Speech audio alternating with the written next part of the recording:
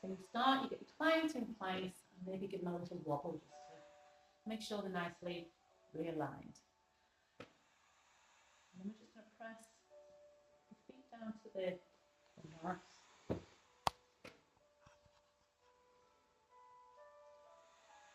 Moving along. You've got your penguin walk from kneeling. Pushing the toes, middle of the foot, and back down to the heel. Do that a few times. Once you've done that a few times, you can then continue down the feet and then up to the legs.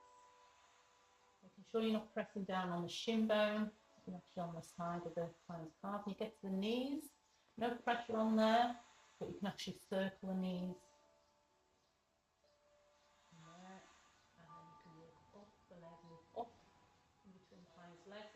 If they've got longer legs and you've got a short body, and work all the way up to the groin. It's just a nice slow rocking action. And we can ask the client then to just reach forward and reach as far forward as comfortable for you. If they can get forward, you can see Di's quite flexible. If they can't reach too far forward and they need to open the legs, that's absolutely fine too. And then you're just going to to poke and pull those down. If you want to, you can do some praying.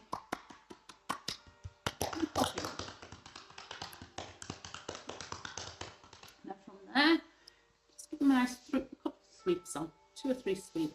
Whereas if I open the leg up, I can get quite high up and it's less invasive. And the palm presses, you can either palm press with the hands like that and have them working up and down the leg at the same time.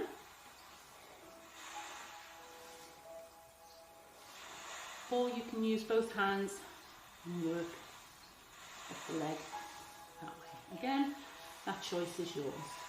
Once you've palm pressed, and you'll do that a few times.